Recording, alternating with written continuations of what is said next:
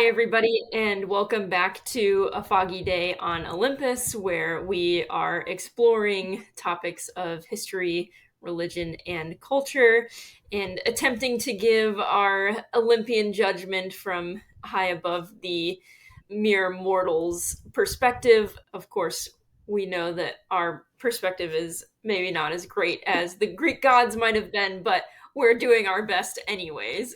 My name is Coel Campo. And I'm Mike Pierce. And this time we are taking the final episode of our series on secularization, although, of course, we haven't called it that. Going for clickbait as ever, we shamelessly have been calling it Fighting Free of God. So this one is looking at the whole issue of science and religion, and whether science is, in fact, the enemy of religion. Now, Coel, were you given the impression when you were growing up, perhaps in church or elsewhere, that science was somehow something that Christians needed to be suspicious of? Yeah, I think definitely evolution was sort of like a dirty word, right? Like, Right. don't bring that up or you're really going to be crucified. Not to make too terrible of a pun there. But yeah, you couldn't exclude science from your homeschool curriculum, but I don't remember it being particularly like Prominent. compulsory, I guess. Yeah, Yeah. right. Yeah. Yeah, so that extreme suspicion about evolution extended really to science as a whole. Is that right? Yeah, in some ways, I mean, there were some, they would try to redeem some of it, like, let's learn about God's beautiful creation and the animals and the plants and rocks and space and this kind of stuff. But yeah, I think there was a lot of it that was less than proper. Yeah. Right. See, I didn't have this kind of upbringing at all, but I have observed it from a little bit of a distance or at second hand over many years. And just maybe to say something in advance to our viewers, we are not going to be going into all of the fundamentalist controversies around the evolution issue that exploded in the early 20th century, or at least rather we are, and how you are going to be getting tired of us saying this in future episodes and in another series when we're going to look at modern fundamentalism. But for today, we're just looking at the beginnings of all of that. Well, Coel, have you encountered people at any point, whether as a child or as an adult, who reject Christianity because science disproves religion? Yeah, I don't know that I know any of those people personally. I'm sure I do, but I probably just avoided those kinds of discussions with them. But I think those were the people that Christians were afraid of, right? Like that's Right. why yeah, that's why science wasn't really talked about very much because you could easily go into the deep end, I think, and get in trouble. Uh, okay, all right. We're focusing particularly here, I guess, in the 19th century, which is the period of high modernism down to, I guess, the Second World War, when most of these secularization processes began to work themselves out furiously in the West. And as we said in the first episode of this series, a lot of that was not these ideas at all, or the other ideas that we've looked at in earlier episodes, but really social processes were themselves very secularizing as people moved from rural parishes into the anonymity of big cities and so on. But we are going to focus here more on these kind of 19th century scientific developments. And we're going to start off by mentioning very briefly what's happening in the area of geology, because that's certainly a very important prelude to discussions about evolution after 1859. Well, geology made enormous progress during the late 18th and early 19th centuries. Most geologists, certainly in Britain anyway, but also in some other countries, were actually clergymen.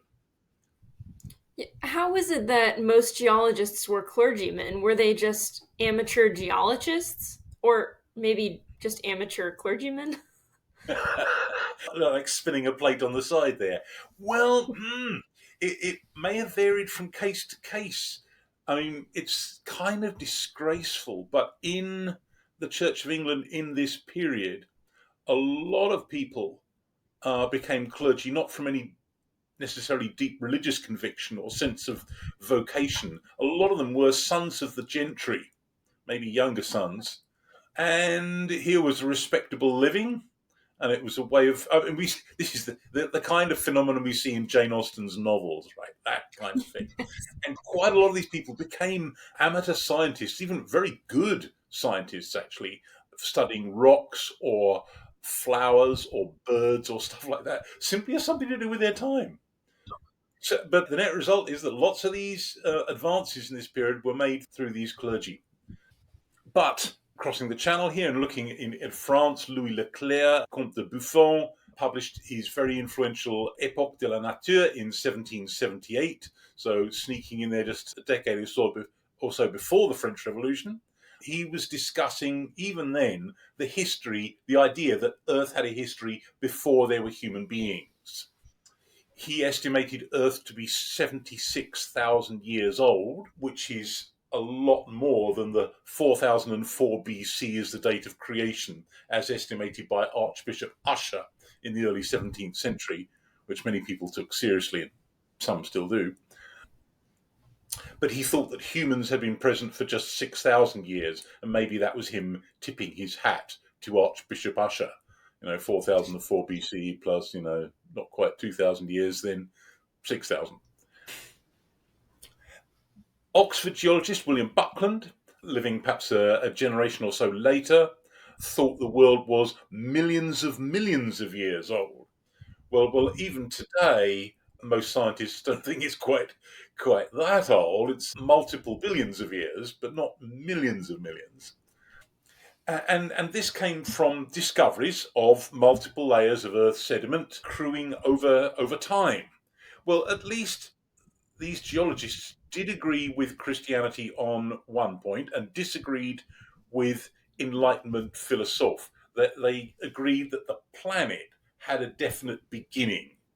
So it hadn't simply always existed as per Aristotle or as per Enlightenment thinkers. So, why did the new geology demand that Earth have a definite beginning? To be honest with you, I'm not really quite sure, but I suppose it must have been because the Enlightenment idea and the Aristotelian idea kind of took it for granted that not only had the world always existed, but it had always been at least basically something like this. It didn't really allow for radical reshaping. Whereas what the geologists were discovering was that the world had been radically reshaped on multiple occasions with mass extinctions and things like that. And so that just didn't seem to fit with the Aristotelian idea. And so, however old the Earth was, presumably very, very old, at least there must have been some beginning point. I think that's what's going on. Well, one major practical problem they had was the uneven spread of the layers of rock, and that led to confusion in trying to date fossils. I mean, it was eventually done, but it took quite a while. Okay, well, let's look at a couple of important books from this period. The pictures I've got here look as though they were published just yesterday because they're still in print, presumably just for the interest of specialists these days. So, James Parkinson's 1804 book, Organic Remains of a Former World. And what he was trying to do was to reconcile all the new discoveries of fossils with the account in Genesis of Noah's flood. So the former world would have been like the world before the flood. Now, I don't know. Are you familiar with there's a book still current among fundamentalists? Well, there's quite a lot of fundamentalist literature on this, but by far and away the most influential has been the 1961 bestseller by Henry Morris, The Genesis Flood. Is this like 7 day creationism kind of stuff? Yes, yeah. Well, the term we use generally is 6 day creationism, but yeah, it is. It's exactly that. Yes. Yeah, I don't know that I am familiar with the book, but we were definitely. the 6 day creationism was definitely very important to the church. Yes. Right, right. I'll never forget the first time in one of your lectures that you merely suggested that the earth was not created in 7 actual 24-hour periods, and I think I had just sort of a little identity crisis, and I was having a I was having a conversation. I basically just messaged my pastor back at home at the time, and said, you'll never believe what these college professors are trying to teach us, and what am I supposed to do with this, and is this really true? And of course Seriously? oh Wow. yeah, absolutely. Oh, I was so upset, not for the first time, for the last, I've been upsetting you ever since. Oh my gosh. ever since. Yes. So instead of faster email back, you have to leave that liberal establishment now. Is it? Never mind that my Yeah, reputation on campus was as the arch conservative. right, right. If only he knew. Yeah, yeah. Oh my gosh. Although that might have made him panic even more. You're saying the others are even worse. Right, Oh right, my god. right. Well, of course, and I think this will already be obvious to all of our viewers that I am not setting myself up as any kind of scientific expert, and I will draw short of attempting to make any kind of analytical remarks in this area at all. I was speaking simply as someone who's fairly confident that he knows how to interpret ancient texts, at least within a little. Okay, so we have this one, but we also have, from a few years later, another French geologist, Georges Cuvier.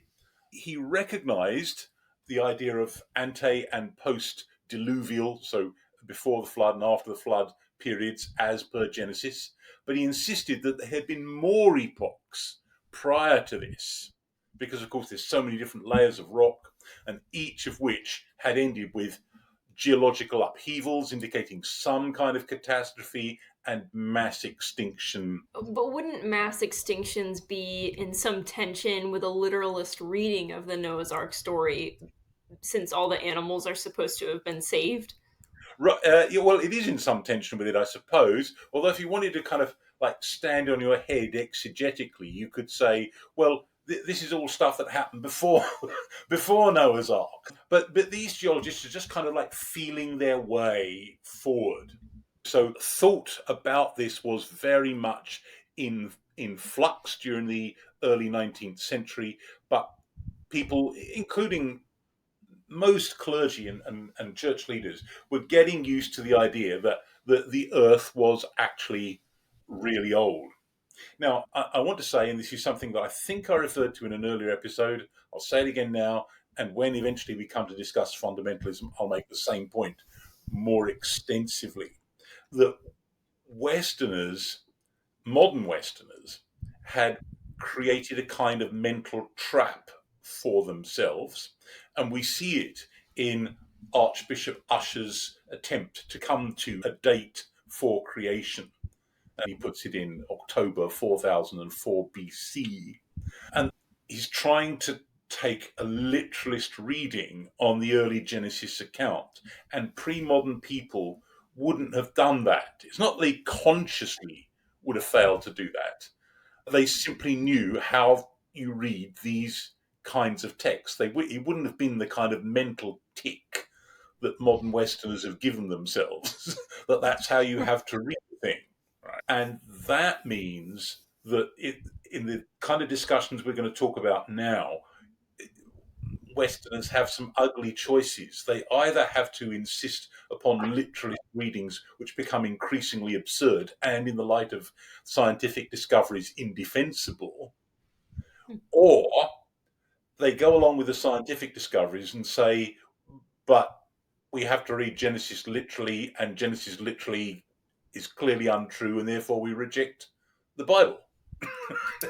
So it's kind of setting up a sort of a mental trap, which of course some people are still in, where atheists who reject Christianity because science is in conflict with the Bible, and fundamentalists who reject science because they're afraid it's in conflict with the Bible. Yeah, right. I'm not saying that It's not possible for there to be such a conflict. It certainly is possible, but not perhaps here. Hmm. Right. Yeah, I feel like pre-modern people were much more comfortable with ambiguity.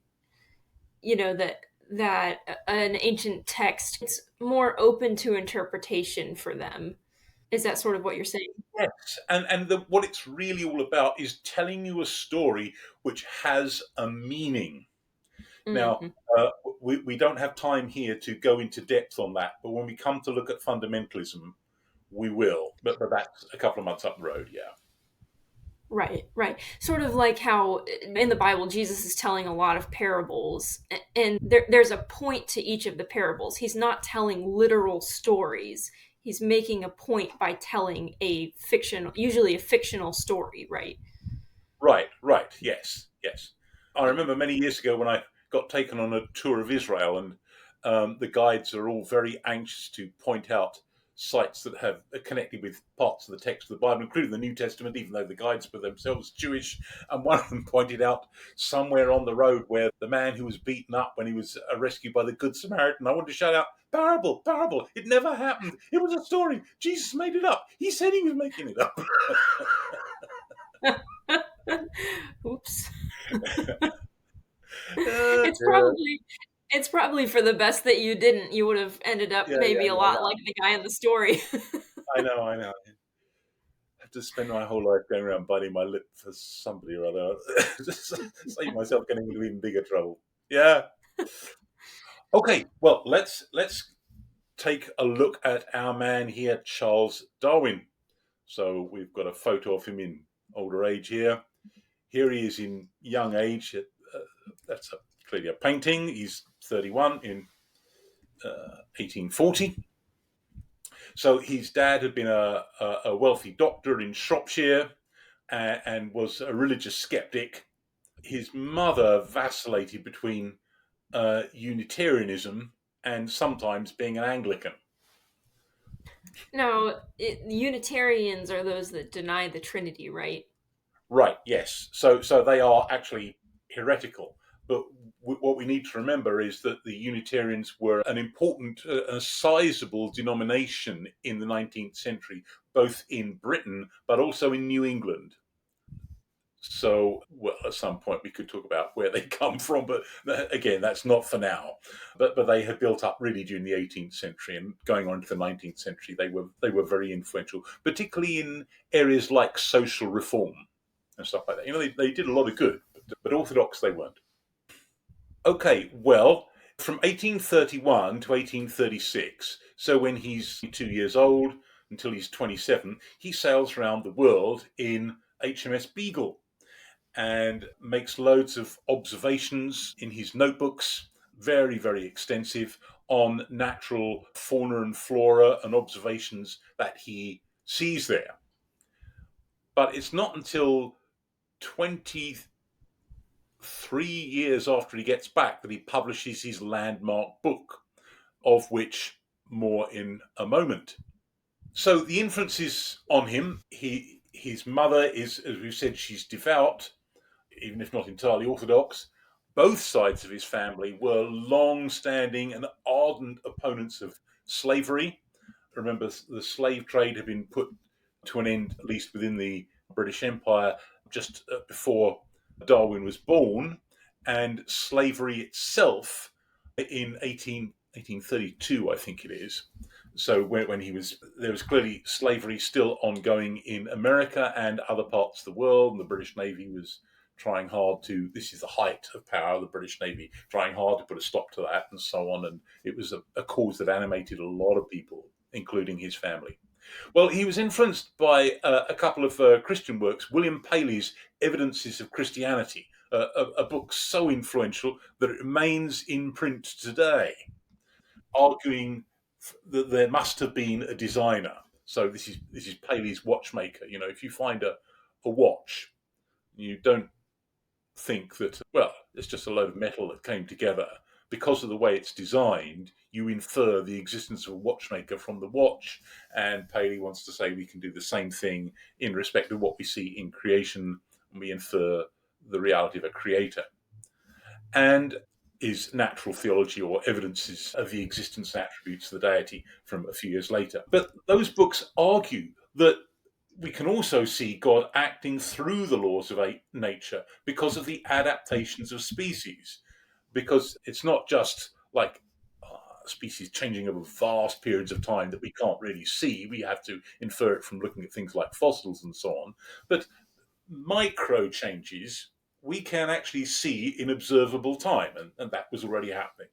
Darwin was heavily influenced by Charles Lyell's principles of geology, which argued for uniformitarianism, Uniformitarianism, which is that things are changing at a kind of a uniform rate rather than necessarily sudden disruptions.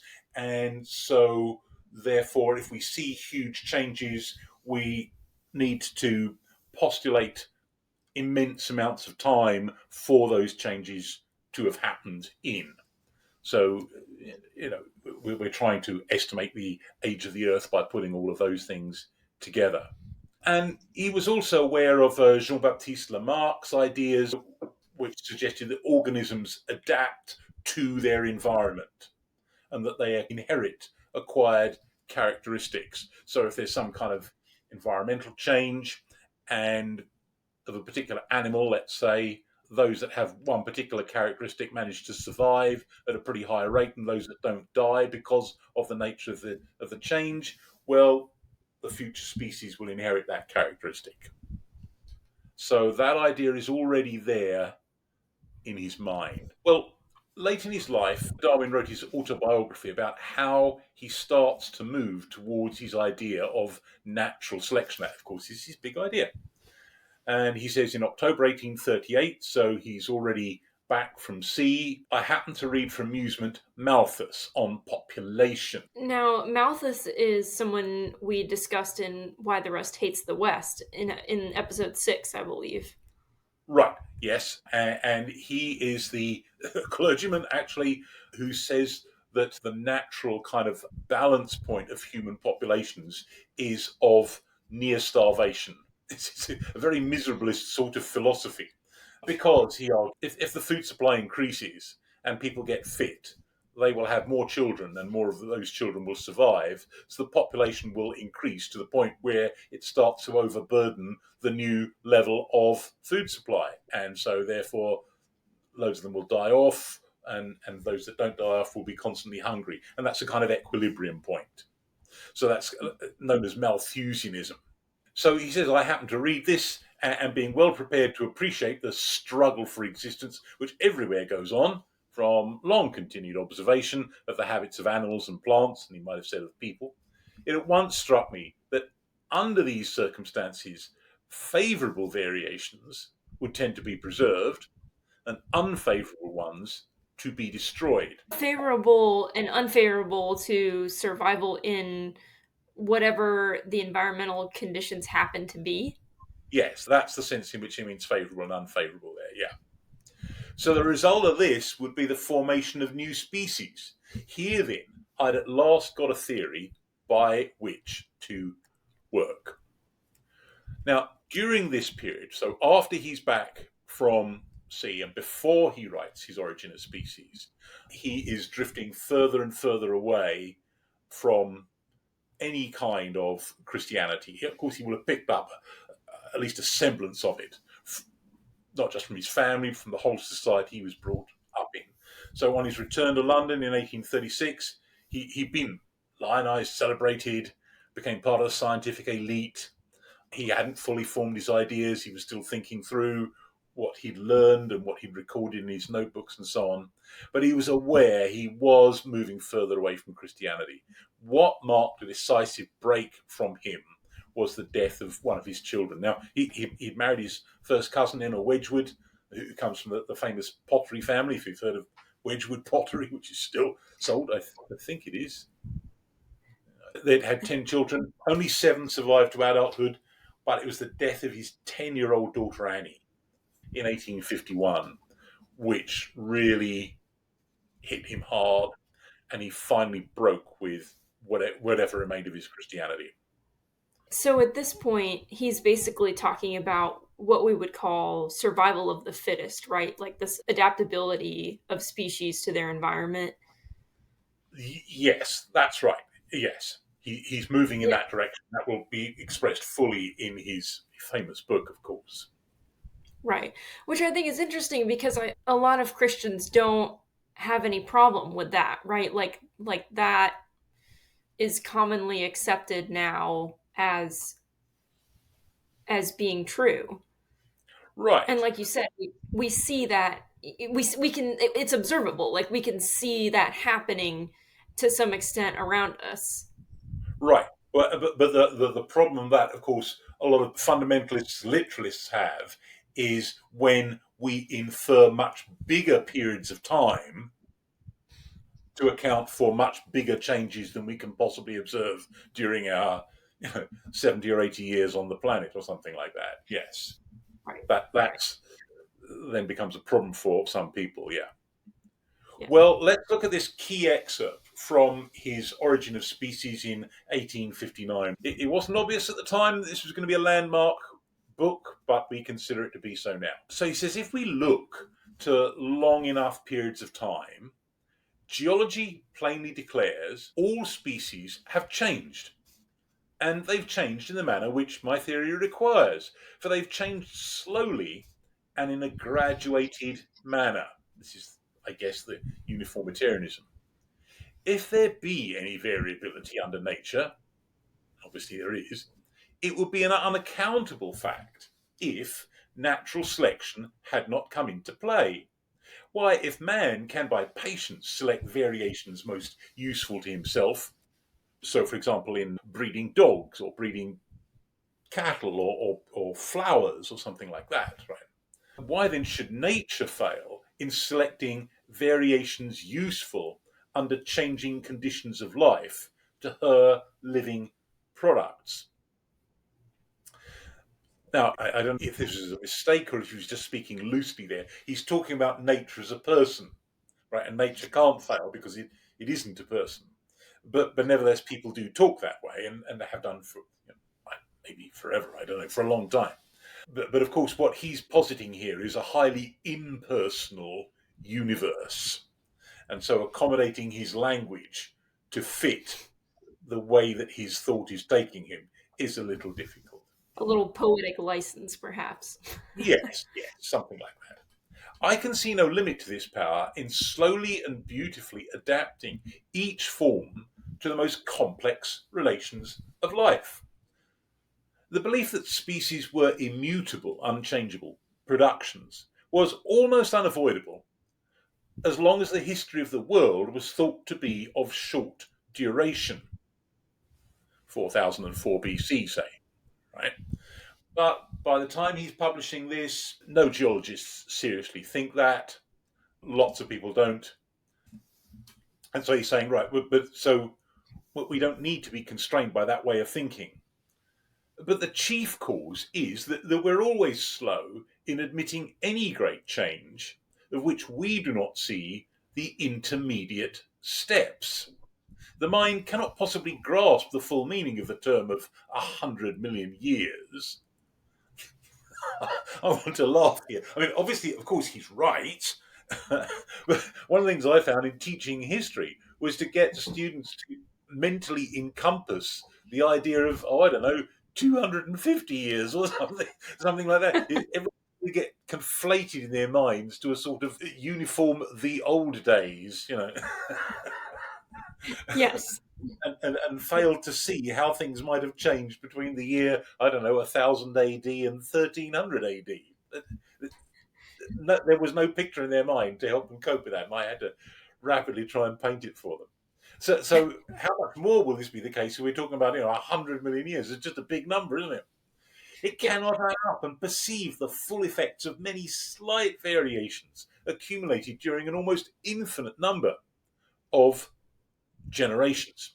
Now, one of the things I want to stress here is that this book did not come as a thunderbolt out of a clear blue sky. There was reaction to it, but it wasn't massive. It wasn't like everybody was chattering about it and the newspapers were full of it and nothing else.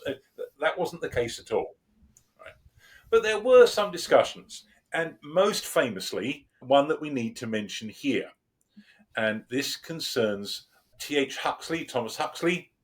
Is looking rather brattish there at the age of 21, and is often called a Darwin bulldog.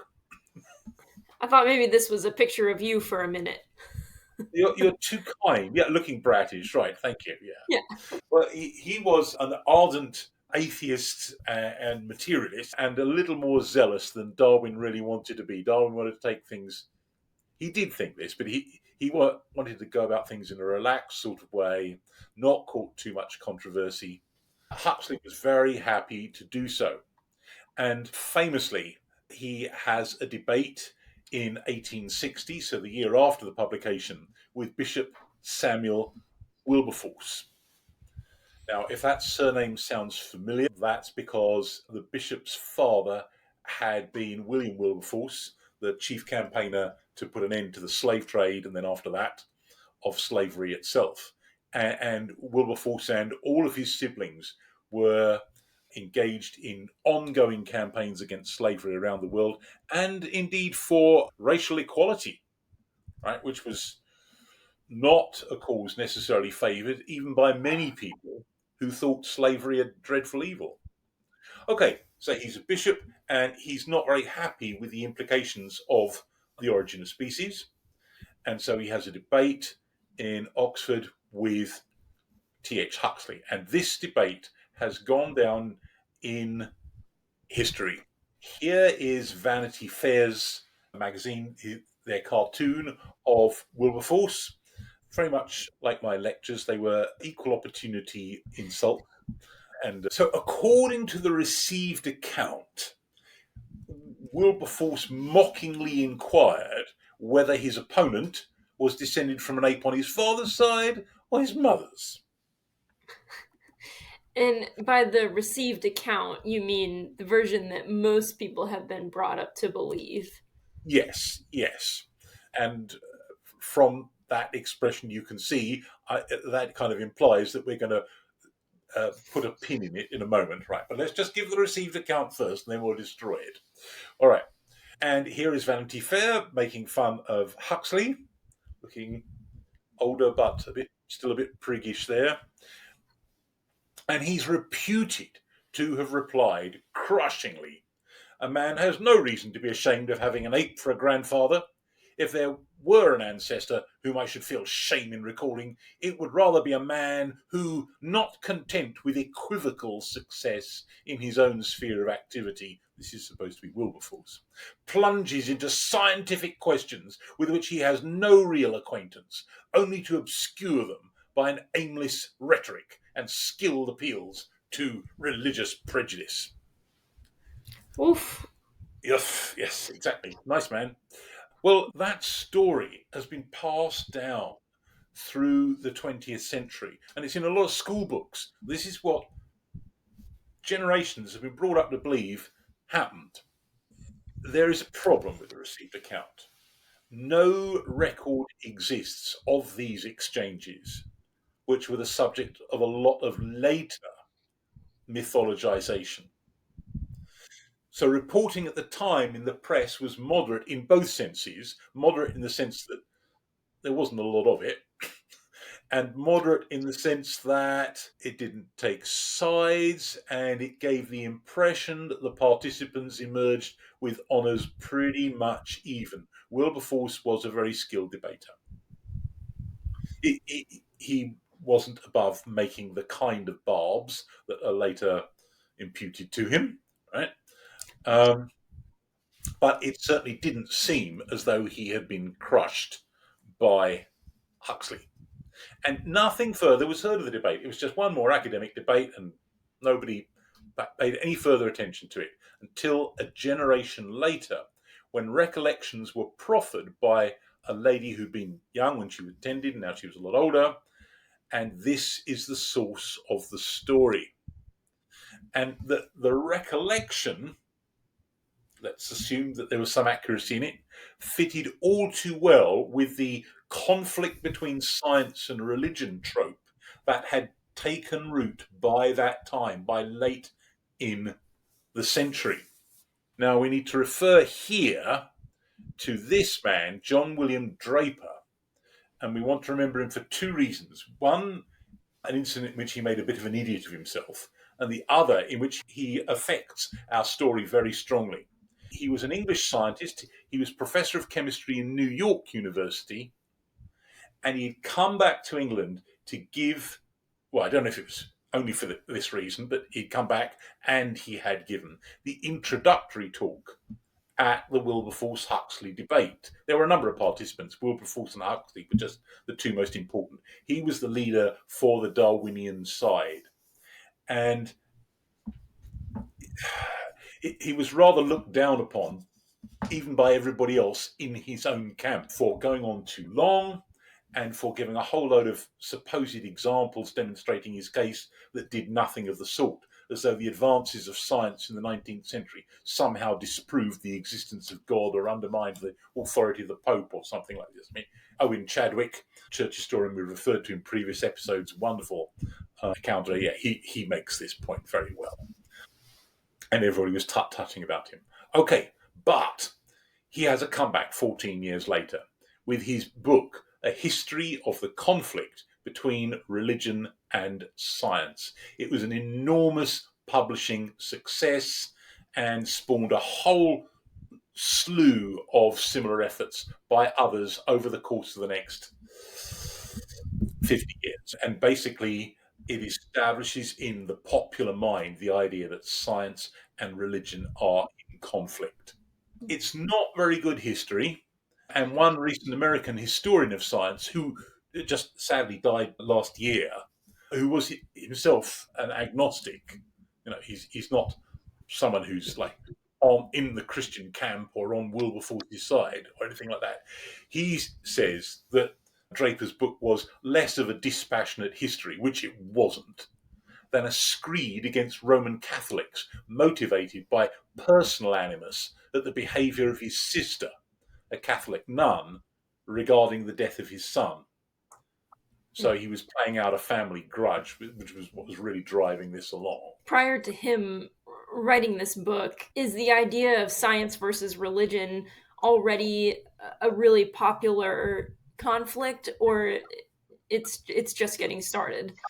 It's really only just getting started. It's not that it's not there, but his book really popularizes it until it becomes part of what, quote, everybody knows. Right. And there are so many books in the same vein, but the other one that's after this that makes almost equally big impact is by Andrew Dickson White. He's first president of Cornell University, and on a couple of occasions actually was US ambassador to Germany. So he's a pretty high profile person in any respect. So when he writes, it's going to sell well. And he wrote A History of the Warfare of Science with Theology in Christendom in 1897. So that's 23 years after Draper. And that, again, is another bestseller. Is his more historically accurate? Well, it's polemical. I haven't read it, so I can't pronounce on its accuracy, but it's certainly highly polemical, as all of these screeds tended to be. Yeah. Yeah. So he's trying to make a point rather than be a real historian. Right, and I mean, there's a number of like key episodes with the Galileo affair in the early 17th century is not at all what it is popularly represented as, right? And similarly with the Wilberforce-Huxley debate, those are classic cases in point. Right? Well, there were Christian responses to Darwinism, but in the 19th century, these weren't at all concerned with literalist readings of the supposed chronology of early Genesis. In a sense, that had already been conceded well before Darwin wrote his book. This is already well known simply from advances in geology. The criticism concerned more important things, actually. Those early critics got to the heart of the matter much better than, say, fundamentalists have done in the 20th and early 21st centuries. So it concerned the implied debasing of human beings to simply animal creatures. To quote C.S. Lewis, as nearly as I can remember, he says that in our bodies, physically, we're simply animals, and in our minds, we're simply spirits. And he was arguing, this is in his book Abolition of Man, that what makes us what we are is the joining of them together in what he called our chests, our moral sense, which connects the spirit and the animal and its appetites. But what Darwinism is doing is at least implicitly reducing us to merely animals. And Wilberforce, remember, like his famous father and all his siblings, they'd spent their whole lives campaigning against slavery and the equality of all races because of the Christian insight that people are created in the image of God and valuable. And this seems to be dragging them down again to being simply a material product, an animal. But also, there is a problem with the chronology, even if 4004 BC isn't at all precious. The immense spans of time posited by Darwinism seem to make God remote rather than intimately concerned with human affairs. But also, evolutionary theory seems to indicate determinism. Yeah, how does it indicate determinism, though? Well, basically, by implicitly positing a purely material universe, if the universe is like that, then everything is simply the working out of those material forces and couldn't be other than it is. So there's no such thing as a you inside, in Coel, right? Or maybe you'll be more relieved to hear not a me inside me, right? We have there isn't a person in there. We are simply the sum total of the matter and the forces that are working inside us, which is a very troubling idea and would work out very badly in the 20th and 21st centuries. Well, of course, Darwin had in some ways set himself up to be made fun of. This is the Hornet magazine showing Darwin as an ape, which is extremely unfair. But, this is the kind of thing that people will do. More importantly, perhaps, and again, related to what I just said, that Darwinism opens the door to what we call social Darwinism. And a number of people have tried to draw straight lines from Darwin to the Nazis, right? Survival of the fittest, survival of the strongest, to heck with everybody else. Now, that's unfair. That's not really what Darwin intended. But let's look at these two key quotes, one from his later book, The Descent of Man, and another from a private letter, which really do seem to show him moving in that kind of direction.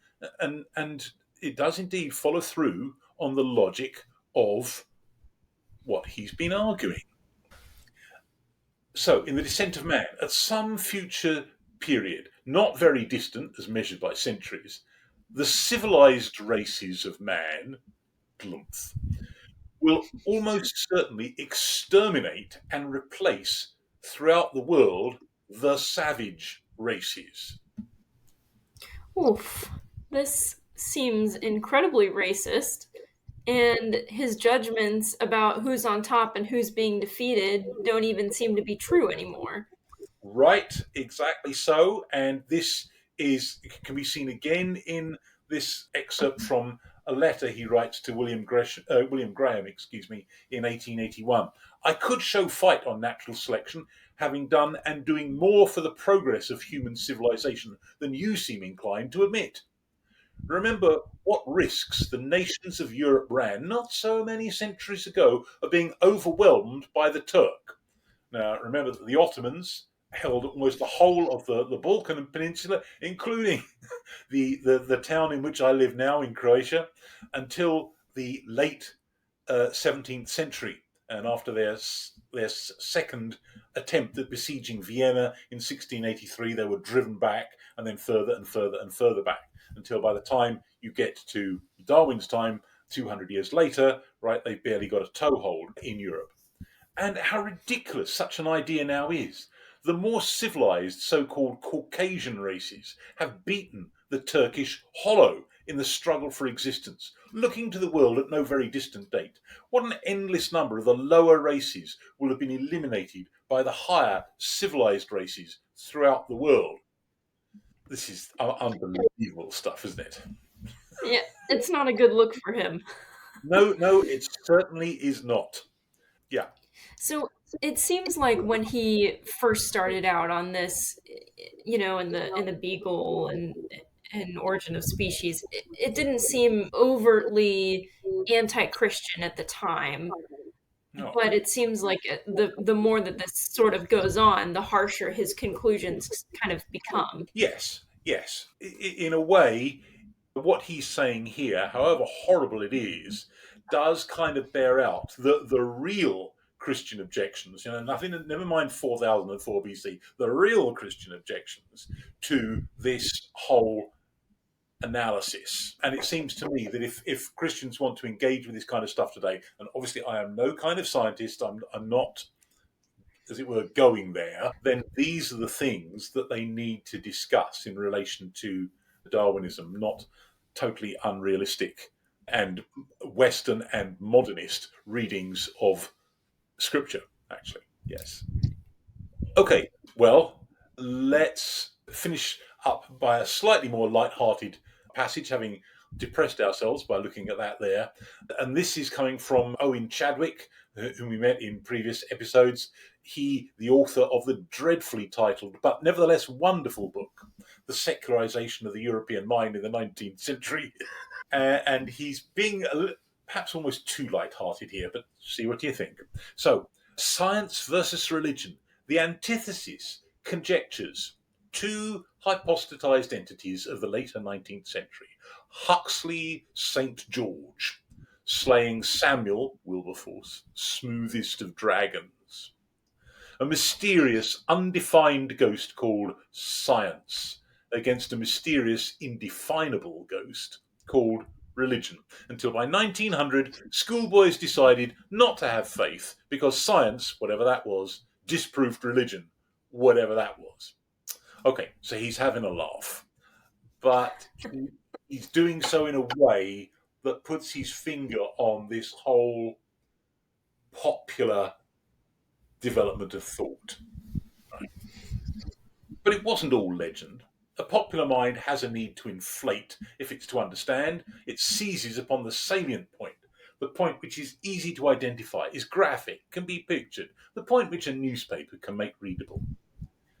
In seizing upon the salient point, it distorts, casts the environment into the shadow, forgets nuances and qualifications, and inflates. Some scientists say the world is millions of years old. Some clergymen say it was created in 4004 BC. The scientists represent a Gog called science, and the clergymen a Magog called religion. And we overlook that what are really being opposed are knowledge in the 17th century versus knowledge in the 19th. Well, maybe that last bit is almost too glib, but he does have a point. That is, in a way, what's going on there. Right, right.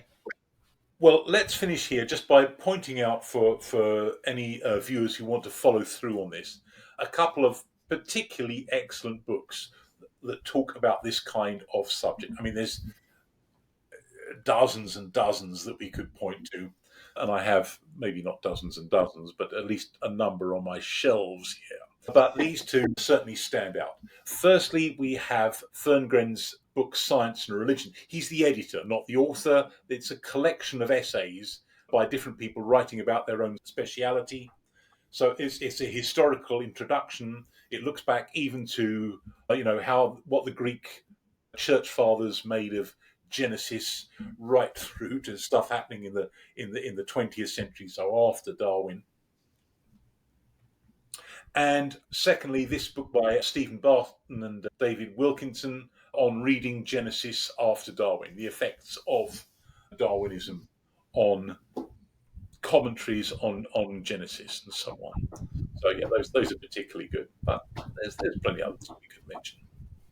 So to come back to our main point of secularization, obviously this would have continued to secularize society because the popular opinion was that science was winning out over religion. Is that right? Right, and it made Christianity look intellectually feeble in the popular mind, and science as though it's allied with ways of progress because science is the mother of technology and technology is making our lives better. So religion is being somehow obscurantist. And of course, the behavior of some Christians bearing that out, not just fundamentalists on the Protestant side, but as we mentioned in previous episodes, the papacy on the Catholic side in certain respects.